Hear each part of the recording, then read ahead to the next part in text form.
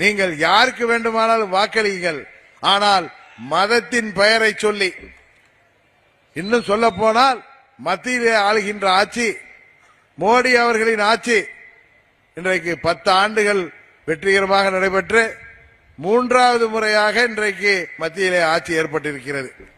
மோடி அவர்கள் குஜராத்திலே முதலமைச்சர் ஆவதற்கு முன்பு அங்கே அடிக்கடி மத கலவரங்கள் நடக்கும், உங்களுக்கு தெரியும்.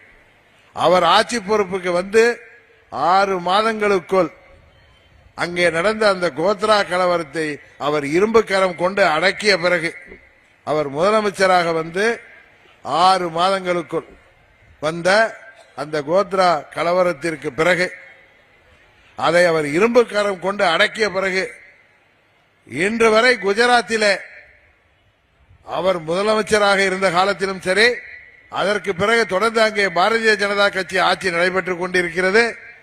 அவர் பிரதமராக, இந்தியாவின் பிரதமராக வந்த பிறகும் சரி, ஒரு சிறு மத கலவரம் கூட கிடையாது என்பதை அங்கு வாழ்கின்ற பெரும்பான்மை மக்கள் மாத்திரமல்ல, சிறுபான்மை மக்களும் ஒத்துக்கொள்கிறார்கள். ஆனால் தமிழ்நாட்டிலே வாழ்பவர்கள், இங்கே வாழ்கிற நமது சிறுபான்மை சொந்தங்களை மோடியின் பெயரை சொல்லி, பாரதிய ஜனதா கட்சியின் பெயரை சொல்லி இன்றைக்கு மக்களை பயமுறுத்தி வருகிறார்கள். உண்மையாக சொல்கிறேன், நாங்கள் அந்த கூட்டணியிலே இருப்பதற்காக சொல்லவில்லை.